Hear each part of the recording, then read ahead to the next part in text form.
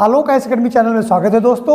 आज का टॉपिक है इंडियन कॉन्स्टिट्यूशन का आर्टिकल नंबर 75, जिसमें हम बात करेंगे मंत्रियों के बारे में और क्या उपबंध बताए गए हैं, अन्य और क्या उपबंध हैं। इसके पहले हमने आर्टिकल 74 पढ़ा था, जिसमें हमने बताया था कि 74 में क्या चीज़ें हैं। 75 पे जब हम आते हैं तो 75 में हम ये जानते हैं कि मंत्रिपरिषद और कैसे काम करती है, मंत्रिपरिषद के लिए और क्या चीजें बताई गई हैं। जैसे पहला है कि प्रधानमंत्री की नियुक्ति राष्ट्रपति करेगा, पहले भी 74 में भी है बट इसमें भी है, और अन्य मंत्रियों की नियुक्ति राष्ट्रपति प्रधानमंत्री की सलाह पर करेगा। यह बात 74 में बताई गई और 75 में भी बताई गई है। दूसरी बात हम करते हैं कि मंत्रिपरिषद का आकार क्या हो। 1950 में जब 26 जनवरी 1950 को पूरी तरह संविधान लागू हुआ, या 26 नवंबर 1949 को जो संविधान लागू हुआ, उसके बाद 1950 के बाद जो मंत्रिपरिषद का निर्माण है वो प्रधानमंत्री की इच्छा के अनुसार, और मंत्रिपरिषद की संख्या वो भी प्रधानमंत्री की इच्छा के अनुसार ही होती थी। लेकिन प्रधानमंत्री की इच्छा का मतलब समय समय पर बदलता रहा। जैसे जब बहुमत की सरकारें रही या जिस समय कांग्रेस की सरकारें रही, उस समय प्रधानमंत्री बहुत ताकतवर रहा और उसकी कोई पॉलिटिकल मजबूरी नहीं रहती थी, राजनीतिक कोई प्रॉब्लम नहीं रहती थी, और जितने लोगों को चाहता था उतने लोगों को मंत्री बनाता था। लेकिन जैसे जैसे राजनीतिक विकेंद्रीकरण का समय शुरू हुआ भारत में, राजनीतिक विखंडीकरण का समय शुरू हुआ इस देश में, तब बहुमत की सरकारों का दौर चला गया, और फिर मिली जुली सरकारों का जब दौर आया 90s के दशक में, या 1985 के बाद से, उस समय राजीव गांधी की मृत्यु के बाद से, उसके बाद जो समय आया उसमें अब कोई एक दल की सरकार न बन के बहुत सारी दलों की सरकार बनती थी। और उस परिस्थिति में पॉलिटिकल बार्गेनिंग के द्वारा हर एक एक सांसदों वाली पार्टियों को भी मंत्रिपरिषद का पद चाहिए होता था। इस राजनीतिक उठापटक के कारण से भारतीय संविधान में एक अमेंडमेंट किया गया, और अब यह तय कर दिया गया कि मंत्रिपरिषद का आकार क्या होगा। वो आकार तय किया गया कि मंत्रिपरिषद का आकार होगा लोकसभा के जितने मेंबर्स हैं, सदस्यों की संख्या है, उसका 15%। क्या कर रहे हैं? मंत्रिपरिषद लोकसभा के कुल सदस्यों का 15% से अधिक नहीं होगा। यहां पर इलेक्टेड और नॉमिनेटेड किसी तरह के सदस्यों का कोई डिवीजन नहीं किया गया है। लोकसभा के कुल जितने सदस्य हैं उसका 15% लोग, उसमें 15% लोग जो है कुल सदस्यों का, ठीक है। यहाँ पर इलेक्टेड नॉमिनेटेड कोई मतलब नहीं, भारत में जो आइडियली जितने लोग हैं सदस्य, उसका 15% व्यक्ति जो है अधिकतम भारत में मिनिस्टर के रूप में आ सकते हैं। ये बात आर्टिकल 75 में दी गई है।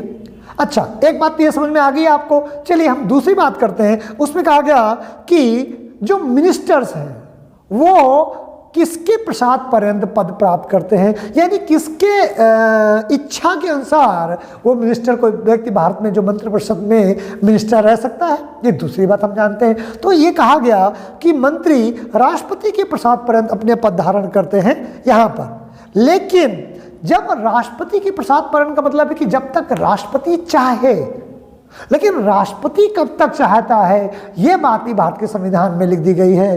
क्यों, क्या लिख दी गई है? कि जो भारत का राष्ट्रपति है वो मुख्यतः अपने ऑफिसर्स की सलाह के अनुसार काम करता है। इसीलिए दोस्तों भारत का जो राष्ट्रपति है वो राष्ट्रपति रियलिटी में क्या है कि जो मंत्रिपरिषद है, मंत्रिपरिषद की इच्छा के अनुसार ही, यानी मंत्रिपरिषद का हेड कौन है? प्रधानमंत्री।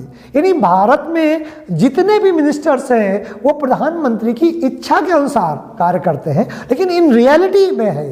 बट इन आइडियल कंडीशन क्या है? हम कहेंगे कि जो राष्ट्रपति की इच्छा के अनुसार राष्ट्रपति के प्रसाद पर्यंत पद धारण करते हैं, लेकिन राष्ट्रपति किस व्यक्ति को मिनिस्टर कितने दिन रखेगा या नहीं रखेगा, ये कैबिनेट के निर्णय पर और प्राइम मिनिस्टर के निर्णय पर निर्भर करेगा।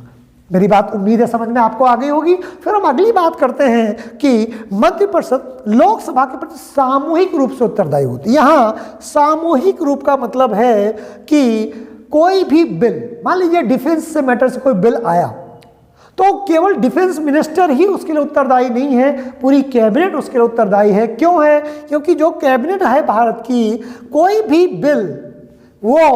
भी जो बिल है वो कैबिनेट में सबसे पहले लाया जाता है, और अगर कैबिनेट में बिल पारित हो जाता है, पास होता है सबकी सहमति थे, तो वो माना जाए कि आपकी वो कंसेंट है। इसीलिए भारत की मंत्रिपरिषद में सामूहिक उत्तरदायित्व की व्यवस्था इसीलिए की गई है। क्यों? क्योंकि अगर कोई बिल सबसे पहले कैबिनेट में ही आएगा, अगर आपको कोई कंसेंट की प्रॉब्लम है, अगर आपको कोई दिक्कत है, तो आप क्या कर सकते हैं? आप उस मंत्रिपरिषद से बाहर आ सकते हैं, आप उसका विरोध कर सकते हैं, और अगर विरोध में आपकी बात नहीं मानी गई है तो आप उस कैबिनेट से बाहर आ सकते हैं। ये आपके पास अधिकार है। लेकिन अगर आपने कोई विरोध नहीं किया और उसके बाद वो बिल पारित हुआ तो आपकी कंसेंट मानी जाएगी। सबसे रिसेंट उदाहरण है सिमरत कौर जी का, जो पंजाब की में जो प्रकाश सिंह बादल की पार्टी है, उस पार्टी से संबंधित थी, और उन्होंने एज ए कैबिनेट मिनिस्टर रहते हुए कृषि बिल को पास होने दिया, उन्होंने कोई विरोध नहीं किया। लेकिन जब जब वो बिल पारित होके, या वो क्या बोलते हैं, अध्यादेश पारित होकर के निकल आता है जिसमें उनकी कंसेंट भी होती है, लेकिन जब उन्हें लगता है कि इन्हें पॉलिटिकल माइलेज मिल जाएगा, तो इसलिए वो अपने द्वारा कंसेंट दी गई जो अध्यादेश है उसको भी मानने से मना कर देते हैं। जबकि भारतीय संविधान में सीधे सीधे है कि आर्टिकल 75 में जो बात लिखी गई है कि मंत्रिपरिषद जो होती है वो सामूहिक रूप से लोकसभा के प्रति उत्तरदायी होती है। और सामूहिक रूप से क्यों उत्तरदायी होती है? कि कैबिनेट में जो भी बिल रखे जाते हैं वो बगैर मिनिस्टर्स की कंसेंट के आगे बढ़ते नहीं हैं। जब एक बार आप अपनी कंसेंट दे चुके हैं तो फिर उसके लिए आप भी उत्तरदायी हैं, उसके सकारात्मक लाभ के लिए भी, और अगर उसकी आलोचना होती तो उसके लिए भी। ये बात इंडियन कॉन्स्टिट्यूशन में आर्टिकल 75 में बता दी गई है।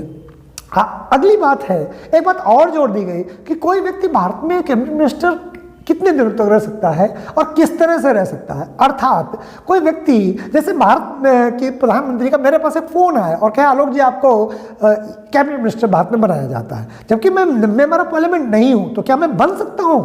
यस, मुझे बनाया जा सकता है। मुझे तब किसी को भी, मैंने एक अपना उदाहरण लिया है, तो किसी को भी भारत में जो व्यक्ति 25 साल से उम्र ज़्यादा रखता है लोकसभा के मेंबर के रूप में, तो या 30 साल राज्यसभा के लिए, तो उसमें वो व्यक्ति कैबिनेट मिनिस्टर बनाया जा सकता है।